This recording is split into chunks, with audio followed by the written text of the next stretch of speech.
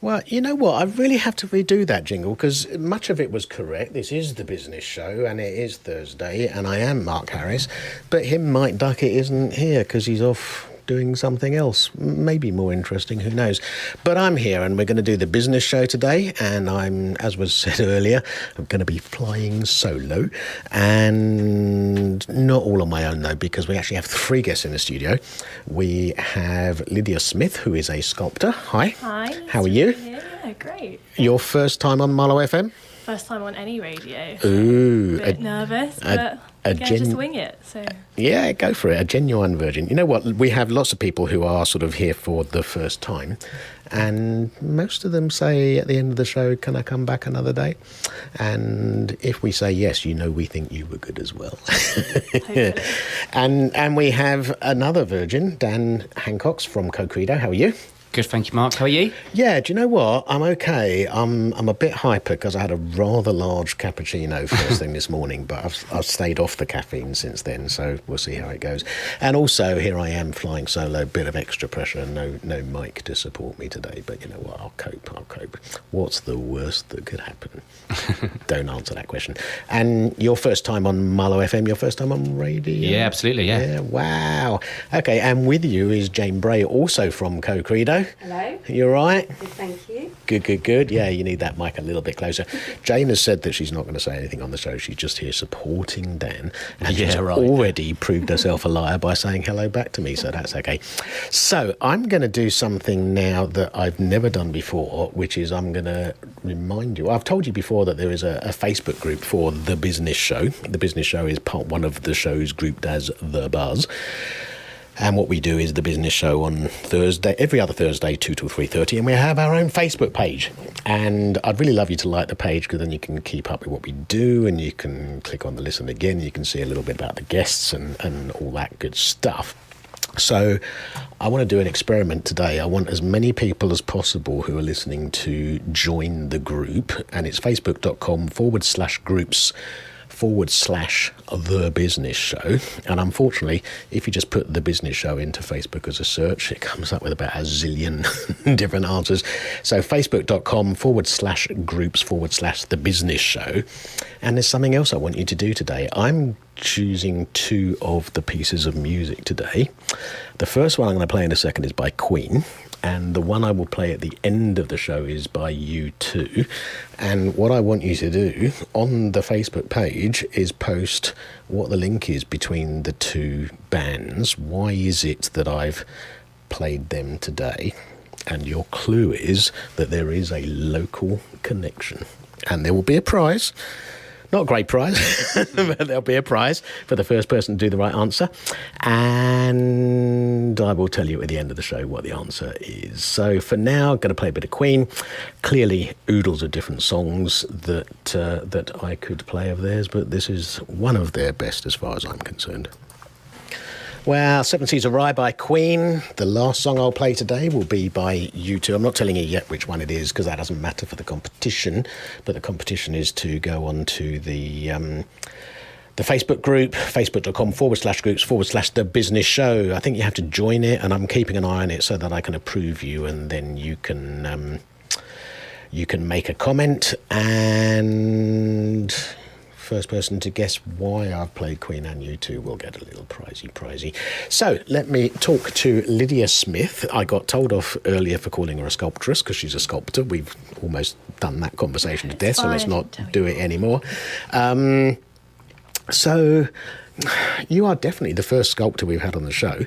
I'm pretty comfortable with that. So how do you make being a sculptor a business? I'm guessing it's quite hard to bring money in, or am I wrong? Or does it depend how good you are? That's an interesting question because as an artist, we're really, well, this is a generalisation. Artists don't tend to have business. Possibly, I didn't think I did anyway. So it's that combination between how do I make my art that I love to make into a product, but without turning it into a product, if that makes any kind of sense. Yeah, you mean sort of not in a crass monetised kind of way. Yeah, exactly. Like I don't want my sculptures to just be on Tesco's shelves kind of thing. Not that would be a bad thing. Couple of million of those selling every year. Yeah, so how I run my business is I try and look at it as a business, and I search for clients, and they could be from hotels to private individuals or galleries or other companies that use my services to create what they want to create.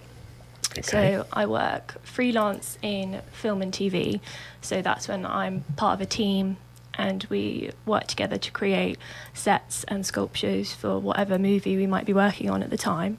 So I kind of drop in and out of doing that. And then when I'm in my studio, I create my own personal work, which I love to do, and then put that into exhibitions.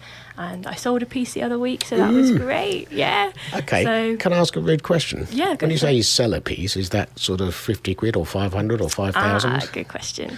So it depends on the length of time it's taken you to create the piece, what material you have created the piece in, and other expenses like moulding. If it's in bronze, then you have to pay the foundry costs. If it's in plaster, I can actually do moulding and casting myself, so that's an expense that I don't have to pay for. So I would normally ship that out to another company.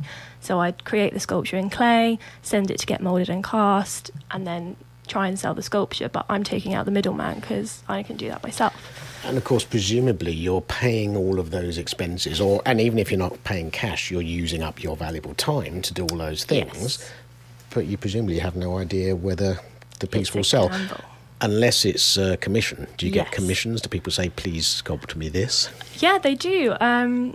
It depends on the subject matter. Next year I have a commission coming up for 3 animal sculptures, which a client wants in their garden. So that's exciting.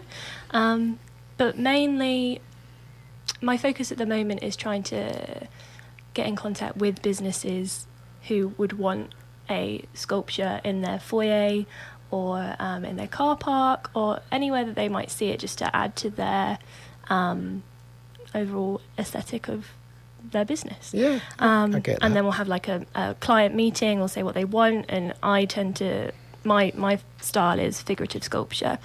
Okay, help me out. What does figurative mean?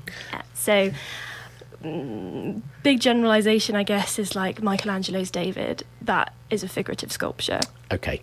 Or It's quite a good one. it is a good one. I've seen it. I've been there, I've done that. And you know what? I'm not the most arty of people, but I sat on one of the benches surrounding, there's a sort of a circle of benches around it, and I sat and looked at it, for about 20 minutes because it's just fabulous. Yeah, he's pretty He's quite good, that impressive. Michelangelo bloke. Yeah, he's all right. Not too bad. If he tries hard, he'll be as good as you.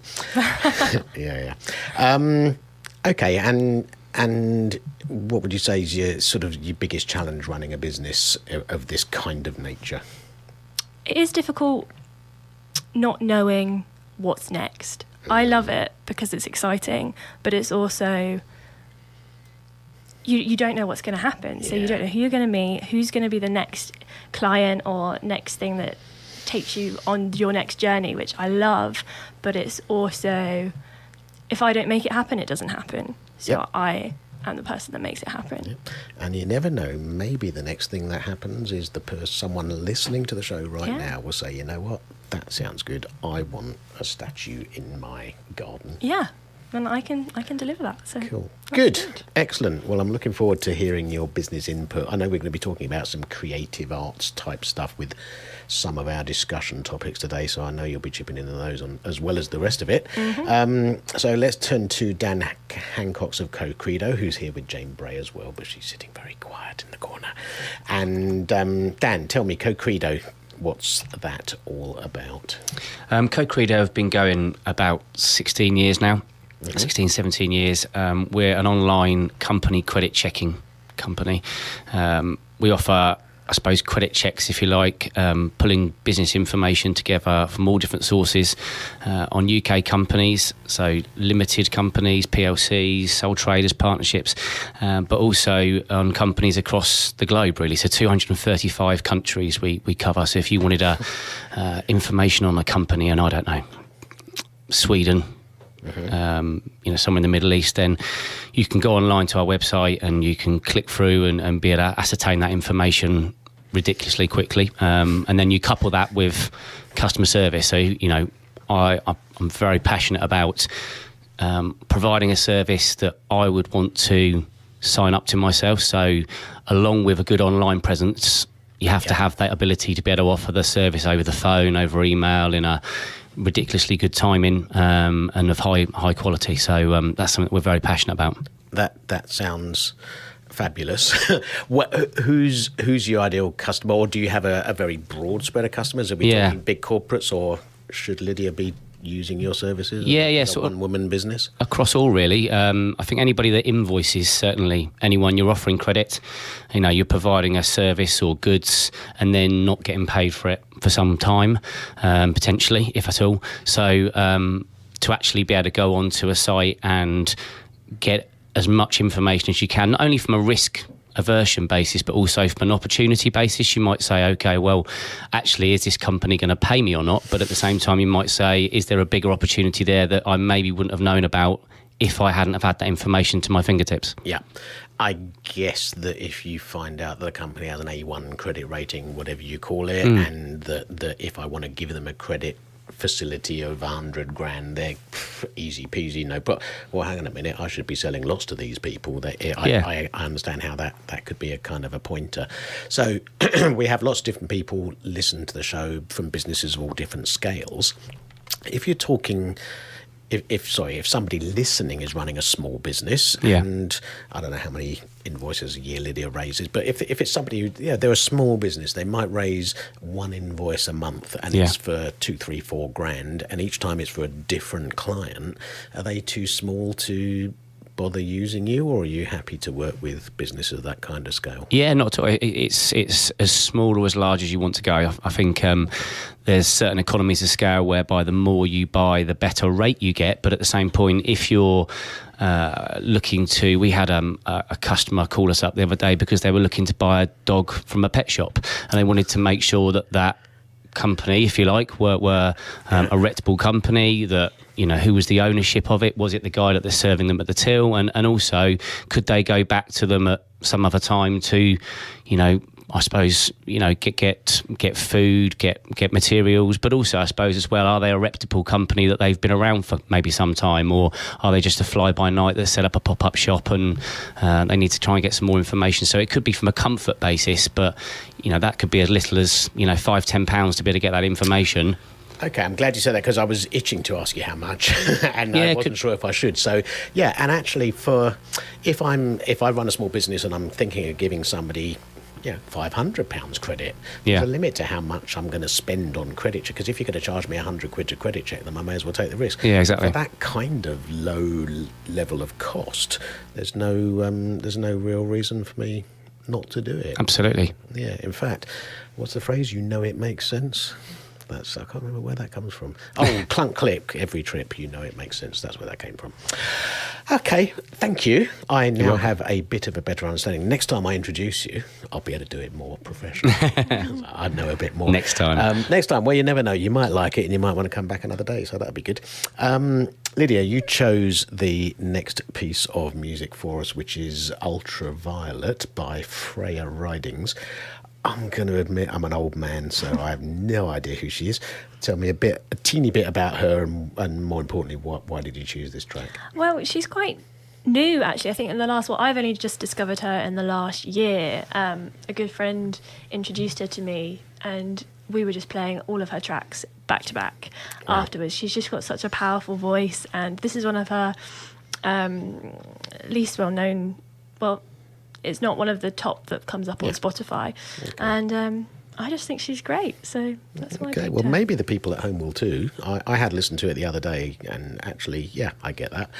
And it's Freya, if you're looking to Google it, Freya Ridings. And this track's called Ultraviolet.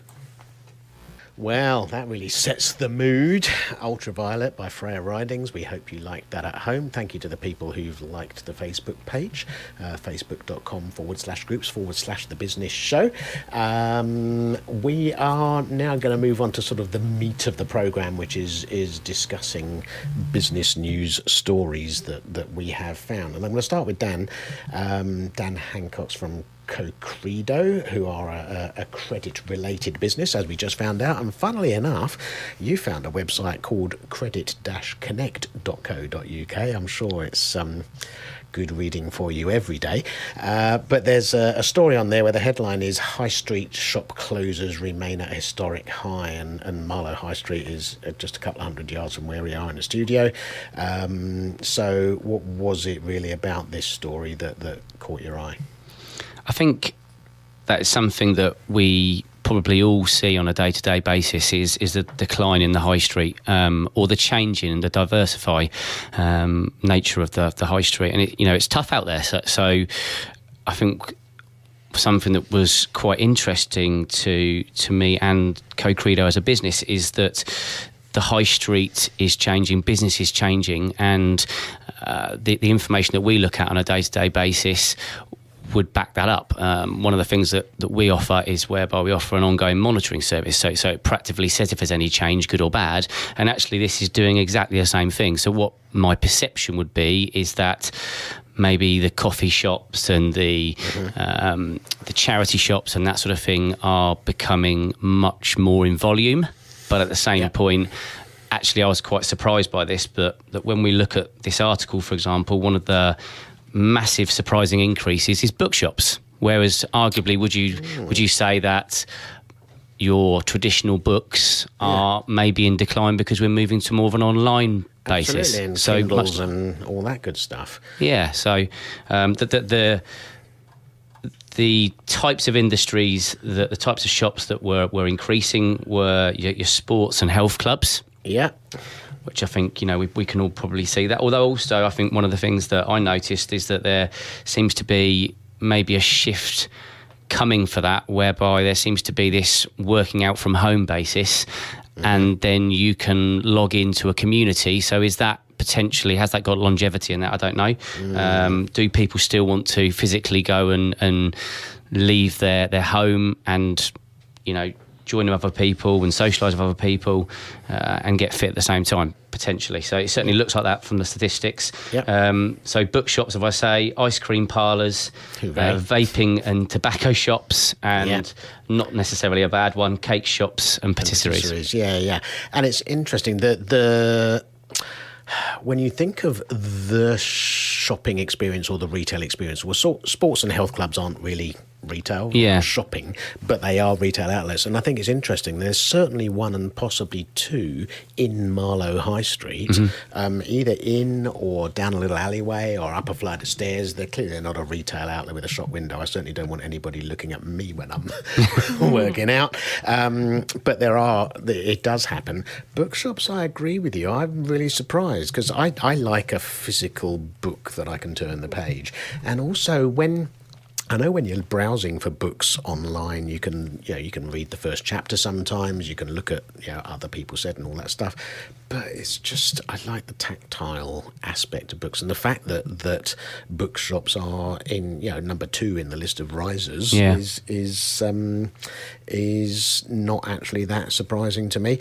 But the next 3, ice cream parlours, vaping and tobacco shops, and cake shops and patisseries, those are all really tactile. You don't buy a donut online, and you can order an ice cream sundae online, but it will be melted by the time it gets to you. Vaping and tobacco, I think a lot of people are looking for advice and they want to smell products, and that implies the retail environment. So I don't know, Lydia, what do you think about sort of the high street? Is it a good or a bad thing that there's lots of sort of coffee shops and charity shops and stuff? I think it's a great thing because I personally like leaving the house and going to socialise, and possibly why the increase of ice cream, vaping and cake shops and things is because you actually have the ability to sit down, enjoy some time, meet with your friends there. You've got out of the house, you have a break, and it's just connecting with people on a human level. I think with social media and everything like that, people forget that people are real people, and it's nice to go and sit in a coffee shop or a vape shop or an ice cream parlour and spend time one-on-one physically with that person. So it really upsets me that people don't want to do that. Like you said about the gym, I love going to the gym, with other people around me. Like I walk into the gym and they're like, "Hey Lids, how's it going?" I'm like, "Yeah, it's really good." La, la, la. I'm sure you do. Yeah, it's great. And I've seen adverts on TVs for these workout stations where the whole selling point of it is you get to do it at home, but you have a little screen in front of you with someone talking to you, and I don't know, I don't want us to turn into robots. So I like the idea that the high street is growing in these particular things, even if it means that maybe the shopping element of it might be decreasing, but the social interaction is still there, which I think is really important. Yeah. And people talk a lot, and we talk a lot on the business show about bricks and mortar versus online retailing and experiences. And you don't find an online restaurant. You might be able to order some food to be delivered to your house, but it's not a restaurant. And it's about that interactivity. Ice cream parlors, cake shops, and certainly gyms. It's all about that interactivity. So there's a lot of discussion in most towns in the UK about the donut effect, where sort of the middle of a town, the shops close and the high street becomes empty, and you've got a sort of ring of things around it. So do we think that these more interactive businesses, stuff where people is what it's all about, is actually the part of the solution? I think from my point of view, it's not necessarily what I believe is that it's about the whole experience. So you shouldn't necessarily think, well, that shop is going to make a profit in its own right, but actually as an experience whereby someone wants to go in and touch and feel it and then go and buy it online, it's coupled with the other aspects of the business to make the business successful, business profitable, rather than necessarily just look at it and saying, okay, is that particular shop on that high street making a profit? And looking at it singularly. So it's one of the things that this article actually says at the very end of it is that, which I think is the key to it, is that it's part of an integrated solution. So, you can have an online channel, you can have shops, you can have customer service that is portrayed both online, audio, visually, whatever it may be, it's part of a coupled service. So I think that whether that be in a high street basis, whether it be in retail parks, whatever that may be, I'm really, like you said, Lydia, I really hope that we're not moving to a completely online basis whereby that personality is completely lost. And I don't think it will be, but no, but it's let's counter. I love to have an opinion and then I disagree with myself. So when we look at we talked about the biggest risers, the biggest losers. Top of that list is banks and financial services. Well, it is. Why do you need to go to a bank anymore? It's all online or apps or whatever, and there's cash point machines everywhere and stuff. Next biggest loser, fashion retailers. Well, there's a big surprise. People are always buying, more women than men, I think, but hey, buying stuff online, and you'll buy 8 things and send 5 of them back, but that's how it works, and the suppliers are happy with that because they've sold 3 things. Next is the value retailers, so it's the Primarks of this world, although Primark don't have an online offering, I heard the other day, which is interesting of them. But value retailers are falling because there are, even if Primark don't, other value retailers sell online. And I actually would have thought, talking about the shopping experience, I don't often go and buy a dress, not that often anyway, but when I go and buy a shirt and a tie, I like to be able to say to the knowledgeable shop assistant, so I like this shirt, which of these 3 ties do you think go? It's that whole experience. And actually, if I've got to choose 3 ties online and have them sent to me, I know I can send 2 of them back for a refund, but really? So I like that interactive shopping experience. Yeah, so that's what I mean. Sort of surprised that those are diminishing in numbers. Pubs and bars, again, they're falling. But hey, such is the way. Estate agents is another big faller, but online, Rightmove and all those other... turn into purple bricks and everything like that. Absolutely. I think it's the way as well that these companies see their P&L. So if they look at, for example, like I said earlier, they look at just how profitable that retail outlet is doing, it may well be that, speaking for myself, I would go and do the same thing as you said there, Mark. I'd go and try something on in a shop. I might not buy it in the shop, if I'm honest, even though I've made the choice in the shop. So I've then gone online and maybe seen if there's something that was out of stock or whatever. You know, I've made a buying decision within the shop, but I've actually bought online. And that, of course, is one of the key problems that bricks and mortar places have. They are paying their rent and their rates and their staff give the expert advice to the shopper. Yeah. And the shopper says, I'll think about that. To which the response, of course, is, no, you won't. You'll go and buy it online. But then when they look at the figures, they'll just say, okay, well, the amount of sales that were done online is this coupled with what has gone through the till at the high street shop, unfortunately, is my opinion. Lydia's going to pop if she doesn't say something, isn't it? But, so I completely agree.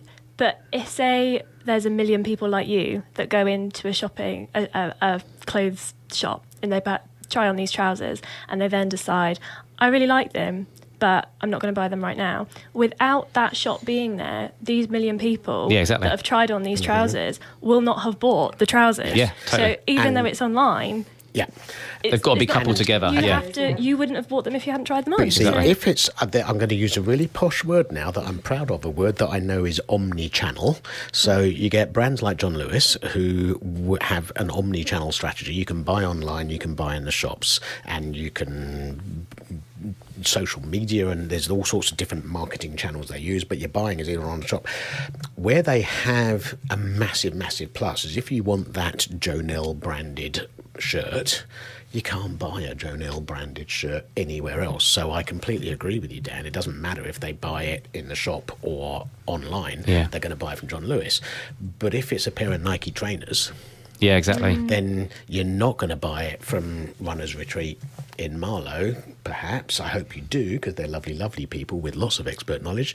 But you can try them on. You can get the expert advice. You can say, I'll think about that, and you go and find the cheapest online retailer of that precise product, not something similar or nearly. It's that precise product, and that's where I think some of the bricks and mortar retailers have really got to build in some uniqueness for them, something that means it can't be bought online. Like a Marks and Spencer's branded, what do they call it?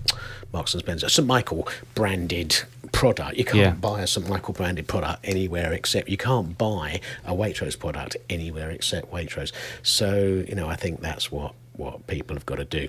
And I like the fact as well that it keeps businesses on their toes. As a businessman myself, I'd say, let's try and make sure that what you do offer makes that customer be loyal to you and buy it from you. And that, the uniqueness that you said earlier is exactly it, whatever that may be. Absolutely. Well, I said a little earlier that Lydia was bursting to say something, and right now we've got Justin Timberlake bursting to say something. I'm sorry, that's as good as it gets. Dan, you chose for us to listen to and for listeners at home to listen to Justin Timberlake with Say Something. So are you a big Justin fan? Do I want to admit that? Yes, I suppose I am. Why not? And why not? Yeah. I think there's two reasons for choosing this. One, from a personal basis, is that I think the message says something to me when I think about it. You don't have to always say something. You can say nothing at all and have a bigger impact, which probably doesn't bode very well with a radio station, but nevertheless. But also as well, it's one of my son's favourite songs, so it has a personal relation to that as well. You know what, we get lots of our guests, why did you choose this track? Because my kid told me to, so hey. So let's hear what Justin Timberlake has to say when he says something. Wow, that has a sudden end. We like a sudden end, not as bad as a false end, and then you start talking over it and then it plays some more music. We really hate that. So you are listening to The Business Show. You're listening to Marlow FM 97.5. It's 2:42 on the 2nd of May. I don't know where that 45 minutes just went. And we have me, Mark Harris, presenting, and we have Dan Hancocks from CoCredo and Lydia Smith from Lydia Smith Sculpture. And Lydia, we, I think, turn to you now because you found a story on the BBC News website, which is one of my favourite ones, and the heading is Creative Subjects Being Squeezed, Schools Tell the BBC. So two questions for you, really. One is, tell us in what way are these creative subjects being squeezed? What's that all about? But also, what's the business angle? Why are we talking about this on a business show? Okay, so I'll start with your second question. So from a business angle, currently in the UK we have different succeeding business sectors, and the creative industry at the moment, the new figures were published today, is that the UK creative industries are now worth 84.1 billion per year to the UK economy. Wow. So that's a lot of money. That's more than I've got on me right now. Yeah, same here. You can't go to a cash point for that. But so how are we meant to maintain or grow that further if we're cutting it off at the source? If we're not making creative people, and we're not allowing creative people to be creative in schools and follow their dreams, we're not. That's realistically, I can only see that number decreasing. So that's my business angle from your answering your question. I get that. So what are they actually doing? In what way is it being squeezed? What's the impact? Well, just hours are being cut. So they're prioritising academic subjects over creative subjects. What I mean by creative subjects is music, drama, art, tech skills like DT, cooking classes, graphics, dance. Yeah, all of these. That's a whole nother curriculum. That's a whole nother side curriculum to the academic curriculum. Mm-hmm. So you could be creating. You don't know who is going to come from that pool of people, and if you cut their time and cut their teaching time and their resources, how are they ever expected to become what they're meant to become if they haven't been taught? And I'm in contact with my art teacher still from when I was at school, and she left the secondary school that I was at and is now teaching at a private school. Okay. And because they have more funding and because she is passionate about it, she's able to give them a better arts education. And I'm going in to teach them a bit of sculpture as well, so that's really exciting. That's good. But it also builds confidence, like drama. I didn't like drama when I was at school because I didn't have any confidence back then. But it teaches you life lessons as well, like how to interact with your peers and like play a musical instrument is a completely different part of your brain. And we're not all academics. And I think as well, there's a quote here from Mr. Bennett, Jez Bennett, a musician and head teacher at Elizabeth Woodville School, who talks a lot of sense. And he says that these subjects, the ones that you've listed out, the artistic subjects, taught a wide range of skills, much in demand from employers, particularly collaboration, creativity, self-expression and control. So it's not just about becoming an artist and painting things which give you a career and boost the economy with the sales of those products. I know a young man who's probably not listening to the show right now, because why would he listen to his dad on the radio? Drama studies degree, and he's a kitchen salesman. Yeah. And designer. So the designing bit is that creativity thing, but there's also the sales ability, the confidence to stand up and talk to people, to present, to take all of the relevant facts and put them in a semblance of, build them into a story. All of those kinds of skills are useful. He works as part of a team, so that's where the collaboration comes in. So the skills that you learn when you're doing these arts, be it sculpture, dance, whatever, they are transferable skills. Yeah, it's about interacting with other human beings. Like if I'm just sat in my room as a teenager revising for my exams, I might miss out on some valuable time or learning about how to socialise in different situations. And I think it also segregates us as people as well. Like, yeah, you can do revising in groups and stuff like that, but yeah, why do things by yourself when you could do things together and have a good time and like learn together with these creative subjects? Absolutely. Dan, when you're how many staff have you got at CoCredo-ish? About 15. Okay, so are there particular areas of your business, be it sales, marketing, financial analysis, whatever it is, where if someone aged 21, just come out of university, never had a job, but their degree is a sculpture degree, a dance degree, whatever, are you going to say, well, what's that got to do with the finance industry? Or as an employer, or are you going to look behind that at the skills that they're likely to have if they've done that degree? I think from a CV point of view, that is only black and white. So yes, in complete honesty, I might look at someone that says that, and I might question that in my head. But that then is something that I try to do, is then do a telephone interview. So a telephone interview first of all, then which should be 10, 20 minutes. And 20 seconds is not. I know, I was about to say that's really quick, isn't it? But you build a picture up of that person. It's about their personality. From that point in, it's about their personality, what they bring to the team. And I think that in the example that you've used there, a 21-year-old that has that type of sustainability, that passion to go through whatever subject that may be, to go after something they're passionate about, that says more about them than getting a degree in English or how to go at it and comes out, or whatever it may be. I think it's about the individual and the personality and what they bring to the table, nothing to do necessarily with the personalisation of the thing that they've got. Qualification. I get that. Yeah. Okay.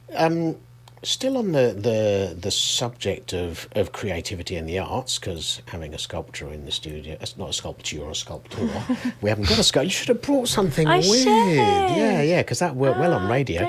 But we could have commented on it. We could have Facebooked a picture of it, whatever. And thank you to the people who are clicking and liking on Facebook, by the way. Appreciate that.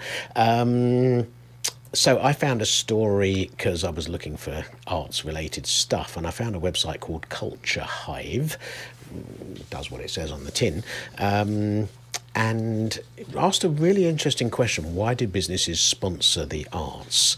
And I've been to classical concerts at the festival hall, sponsored by, I think it's pronounced Huawei or something like that, who are in the news for all sorts of reasons, but they do sponsor the arts. BP support the National Portrait Gallery. Lydia, you mentioned earlier the potential to sell sculptures to people who might want it in their car park or their foyer or whatever, which on one hand is buying a product, but it's sponsoring the arts as well.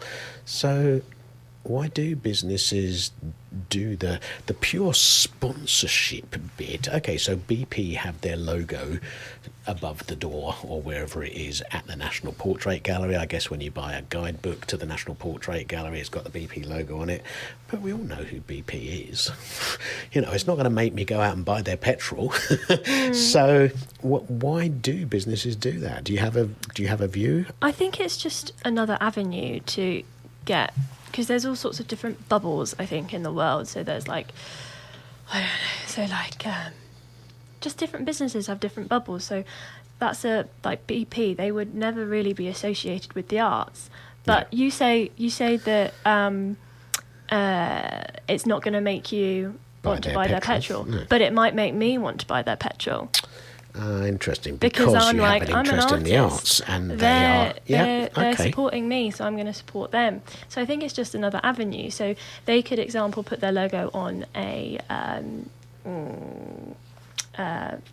healthy food place. And, well, that's more, and then those people were like, oh, great, they're pitching for healthy living. So if they're going to help, I get that. Help them. So what they're doing really is they're appealing to the audience who support that thing, whether it's the arts or a football team or whatever, and saying we are supporting this too, and therefore we're in that same bubble, we're in the same tribe, whatever you want to call it, and therefore actually I should buy BP petrol. I should prioritise buying BP petrol because they sponsor the Natural Portrait Gallery, which means it's free for all. And I don't mean it's a free for all, I mean it's free for all to go in.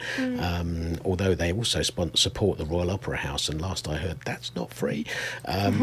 So yeah, as a business, Dan, have you had any approaches from sort of arts type organisations? Have you ever given thought to sponsoring the arts in that way? Clearly not. I'm guessing the National Port. I'm sure you turn over loads of money, but the National Port Gallery. They run me yesterday, actually. They're dumping BP and running with you. But you know, there are smaller things. There's the Bucks Arts Festival. There's all sorts of things that you could get involved with. Has that ever been an angle you've considered? It hasn't until I read this article, to be honest with you. Wow. There we go. Changing hearts and minds one at a time. Power to the I arts. think it's what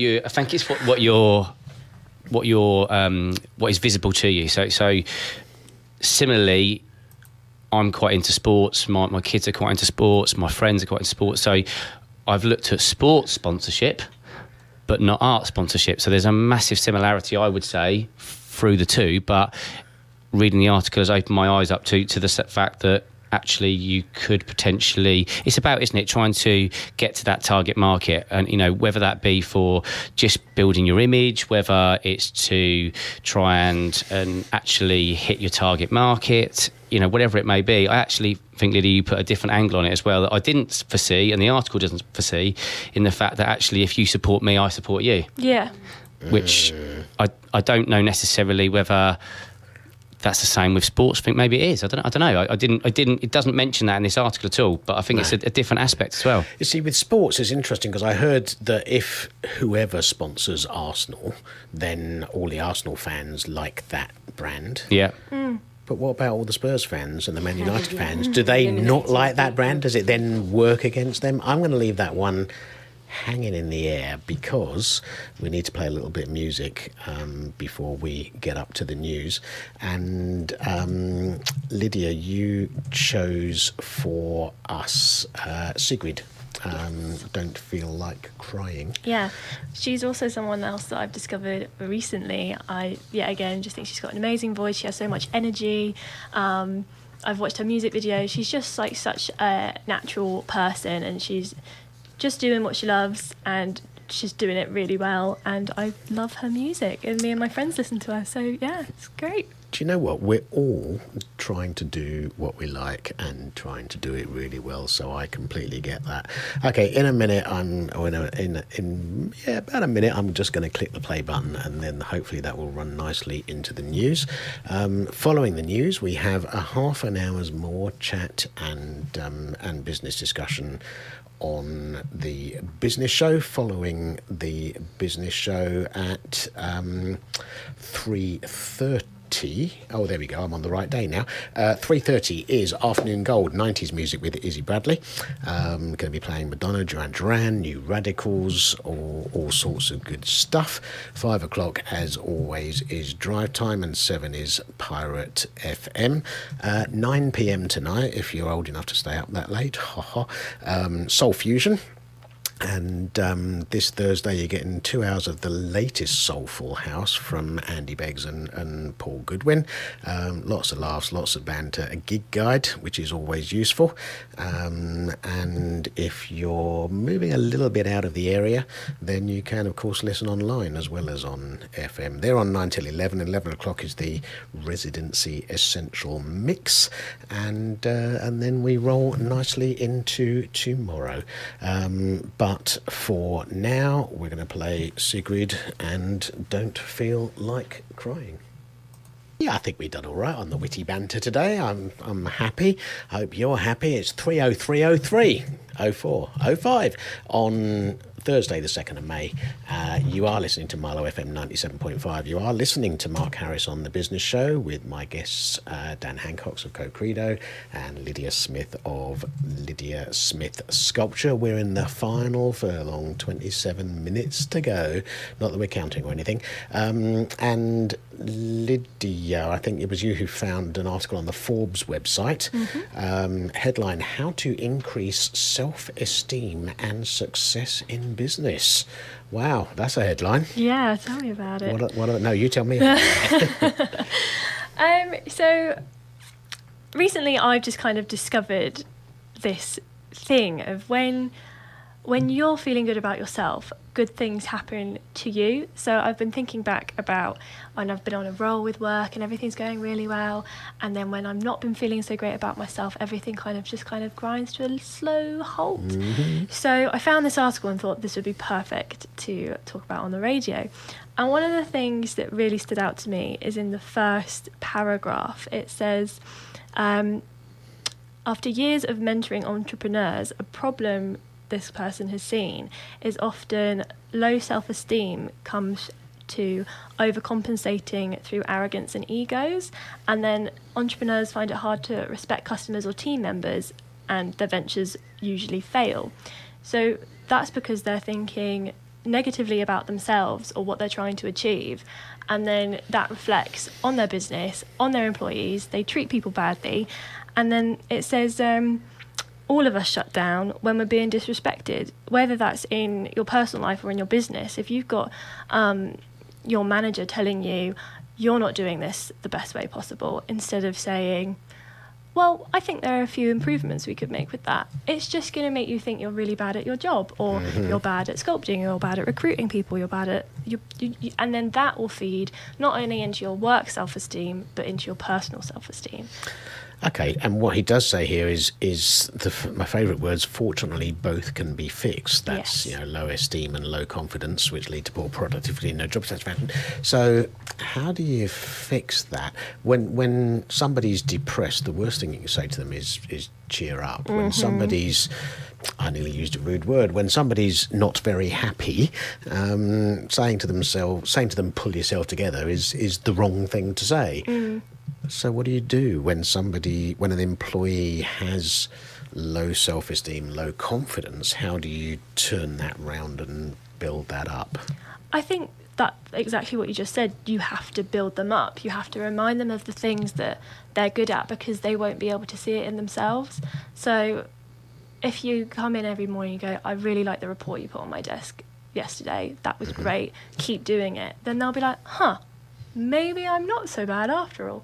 And even though that is a real challenge, because we all have our own little bags of not great things that we're carrying around with us, and to be able to support someone in the office, like sometimes you might come out and be like, that was a really, really bad article, but I know they're feeling bad right now, so I'm not going to tell them that. I'll do it in a more positive way. So I think we all as humans need to remember that we don't know what's going on in someone else's head, and it's just nicer to praise them for the things they've done well, and if they haven't done something right, tell them how to improve it instead of focusing on the fact that they haven't done it right. I get that. Yeah. Dan, you're the employer in the room, a team of 15. Does that chime with you? Does that make sense? Yeah, absolutely. I think one of the things that both my family, friends, and the team alike will probably all say that I harp on about too much is that you need to treat people how you'd want to be treated yourself. So, would you like to be treated? Would you like to be spoken about like that? No. So why would you do that to someone else? So I think that you're absolutely right. If you're going to beat someone down, then you're likely to make them more introvert and nervous. Whereas you encourage them, you focus on what they're good at. A gentleman I know once said to me about the fact that you wouldn't necessarily put, in a sports sense, you wouldn't put a striker in goal, or you wouldn't put a goalkeeper up front. So, we're only good at certain things. Some of us are amazing at everything, but most of the time you're only good at certain things. So you can't be expected to be brilliant at everything. So let's focus on the bits that you're good at, whether you know you are good or whether we can see that you're good externally and therefore encourage you to do more, rather than necessarily beating you down for the bits that you're not so good at, because we're all bad at stuff. Yeah, I get that, except me, of course, but that's another story. Well, that's why I said most of us. Yeah. Thank you for that. You can come back another day. But knowing that, and we're all nodding around the room, so knowing that is easy. How easy is doing that when somebody, people do things badly? I don't have staff, but I have customers, I have suppliers, and sometimes either customers or suppliers let me down, or I feel the need to engage with them to change the way that they do things. And it's really easy to do it badly. It's really hard to do it well. So how do you take a deep breath, take a mental step backwards and say, okay, I need to sort this. What's the best way for me to do it? Or do you just steam in and does it come naturally to you? I think personally, I think that, you know, you have to always be polite and see how you would react if you were to be spoken to like that. If I shout and scream at or if I'm shouted and screamed at, I don't react well to it. So why can I expect someone else to react indifferently to that? So I don't. Maybe it's come with practice, I don't know, but it seems to come quite naturally. I paused then because I'm thinking, would my team say that? I hope they would. I was going to say, I think a lot of them are listening right now, or maybe they'll do the Listen Again feature on the Marlow FM website, available from Saturday morning. I think one of the environments where people traditionally shout a lot and abuse their staff a lot is a commercial kitchen where chefs will F and blind and say nasty things and belittle their staff, not all of them, and it's a changing but slowly changing environment. But I have heard chefs who said words to the effect of they were shouted at, and as they are now the chef, it's their restaurant, their kitchen, their whatever, they're in charge, they've served their time, they are entitled that to culture do that. has carried on. Yeah. So do you think it's that's a key part of it, that if we are shouting at people or treating them badly in other ways, then that's actually going to continue that cycle rather than breaking it? I believe that if you're subjected to that kind of behaviour, you'll take it on yourself, and you'll think that that's a reasonable way to behave, whether it's in the work environment or in your personal life, and you'll go and project those feelings onto other people, and it's like you just want to be treated nicely. Everybody wants to be treated nicely, and it's with the chef thinking he's entitled to behave that way, he's just been conditioned. Because that is how that's he what was he treated. Experienced. And, which I think is unfortunate, but breaking the cycle is important. I think it could take a long time to break the cycle. It could take 1,000 years, Dan. Which, funnily enough, is the title of the Christina Perri track that you chose to play for us next, or you chose for me to play for you next. Tell me, why? Was this another one, a child-related choice? Yeah. Is it? Oh, wow. Focus on my world. I was going to say, do you not get a vote in your house? I think from this, trying to come up with a track that potentially resonates with me, the most important thing in my world are my kids. So to choose one before Justin Timberlake that was for my son, it would only be right to do one that resonates for my daughter. So she actually sang this at her preschool nativity, and they did the signing of it as well. So it has, when I hear it, I'll try not to cry. When I hear it, then I instantly think of her. And although I thought it was a Disney song, which a friend of mine told me the other night that actually it's from Twilight, so which I've never seen, but it's not about that, it's about the song. Yeah, love it. We will all get our tissues out and let's listen to 1,000 Years by Christina Perri.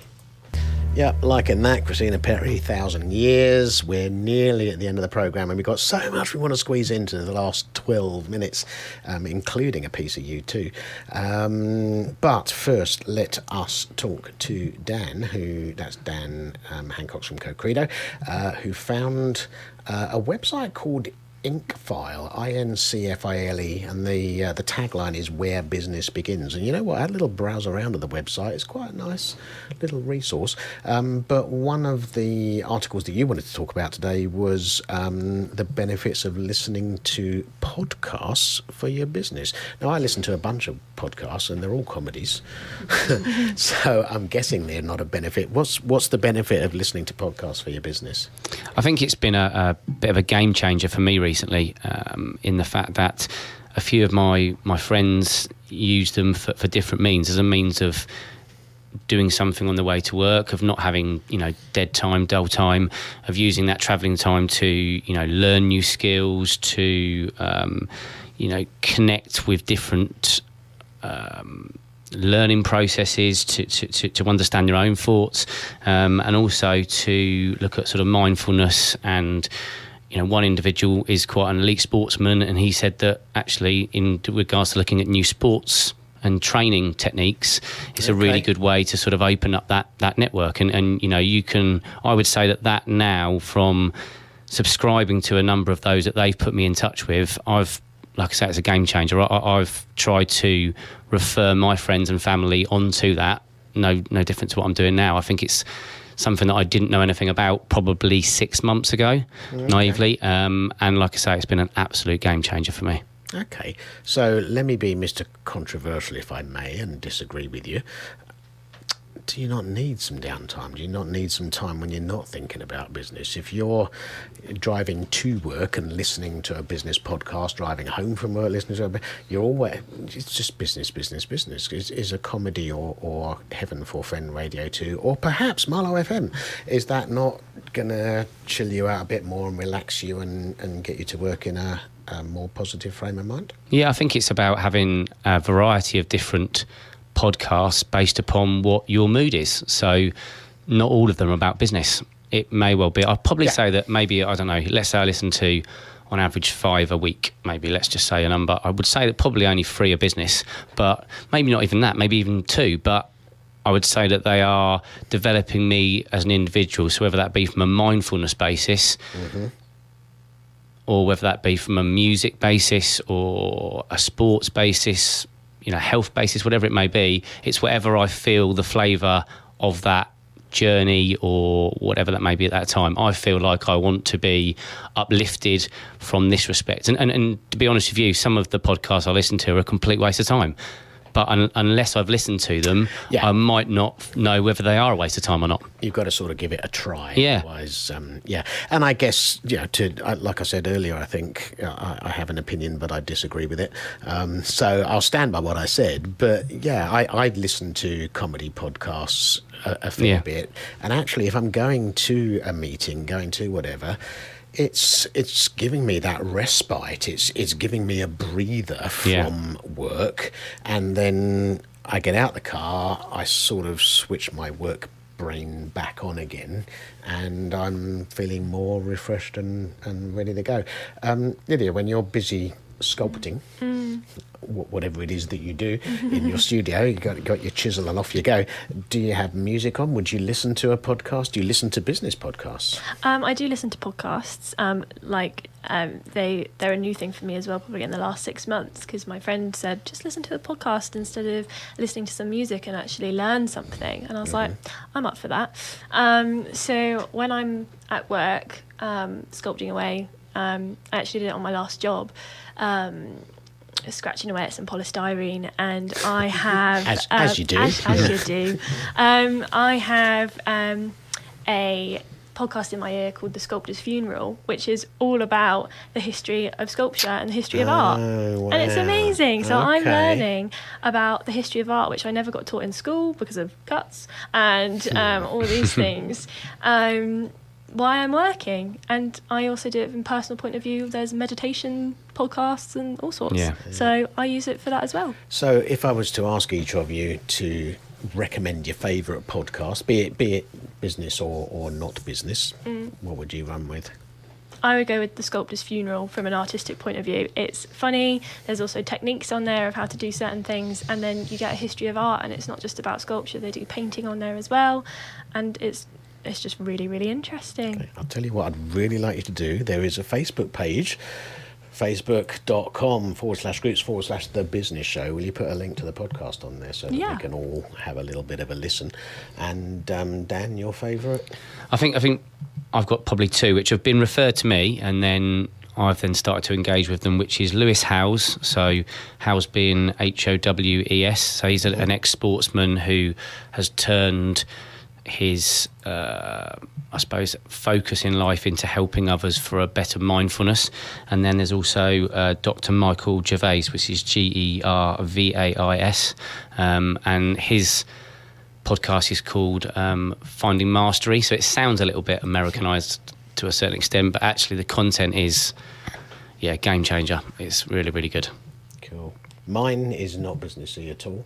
Richard Herring, comedian, and he does the Richard Herring Theatre, Leicester Square Theatre podcast. If you Google Richard Herring on your favourite podcast or whatever, you find it. Quite a lot of bad language that wouldn't be appropriate on Marlow FM, that's for sure. But I like it. Very funny. Interviews lots of mainly comedian guests, and that's what I listen to as often as I can. So the time has come. The war is said to talk of many things, and those many things are about going home.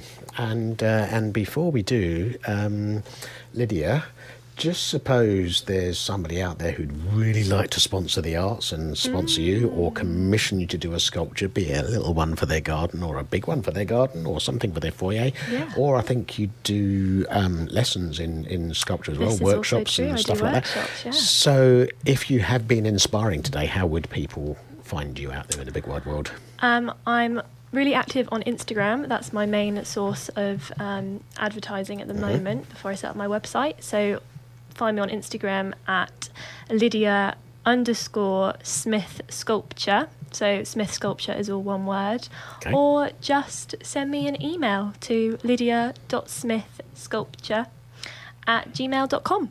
And those are my easiest points of contact. Good, and I will tell listeners how to do that even more easily in a second. But first, Dan, I'm sort of guessing you got a website. We used to have a high street store, but we've closed. No, I'm joking. So you can find us on our website, which is www.CoCredo, which is CoCredo.com or .co.uk. Both go straight through to the same thing. We're quite present on Facebook, Twitter, LinkedIn. Cool. Thanks to our wonderful marketing efforts. Jane Bray sat next to me, who's not saying a word. We love her deeply. I don't know if I can say really quickly without overstaying my welcome, is if anyone does, who's listening, does want to try a free credit report on a company of their choice, please feel free to contact us on any of those forms of media, and we'd be happy to do that for you free of charge to show you. Lovely, that's a good offer. So Thanks, it's CoCredo.com and a free credit check on our company of your choosing. There you go. Tell them you heard it on Marlow FM, otherwise they might not believe you. And I'm going to finish the show now by playing a bit of U2. And the reason that I played Queen and then U2 is it's Marlow Rock Bottom on the 22nd of June. And top of the bill is Magistry, a tribute act to Queen, followed rapidly by U2 Baby, a tribute to U2. So I'm going to finish with one of my favourite U2 songs, and I'm going to say I'll be back here in 2 weeks' time, and looking forward to that. This is U2. This is Pride in the Name of Love.